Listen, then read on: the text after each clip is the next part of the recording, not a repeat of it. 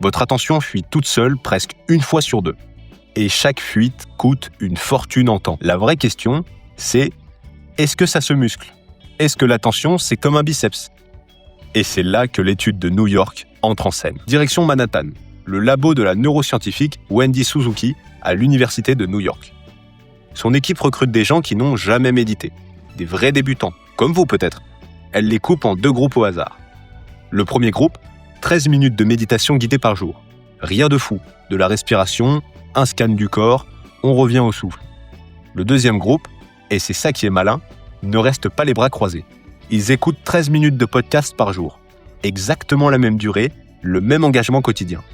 Comme ça, si la méditation marche, on saura que c'est la méditation, pas juste le fait de prendre 13 minutes pour soi. Et là, premier rebondissement.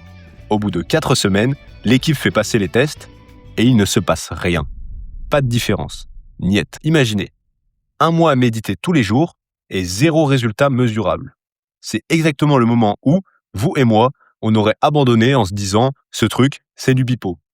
Gardez ça en tête, c'est crucial pour la suite. Sauf qu'il ne s'arrête pas. Il pousse jusqu'à 8 semaines. Et là, tout change. Le groupe méditation devient plus précis sur les tests d'attention. Leur mémoire de travail grimpe.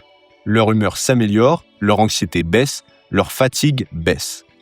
Et le test le plus parlant, à la fin, on colle ces gens dans une situation de stress intense. Un faux entretien d'embauche, debout, face à un jury de glace qui ne sourit jamais, à devoir faire des calculs à voix haute. Un cauchemar. Les méditants encaissent ce stress avec nettement moins d'anxiété que les autres.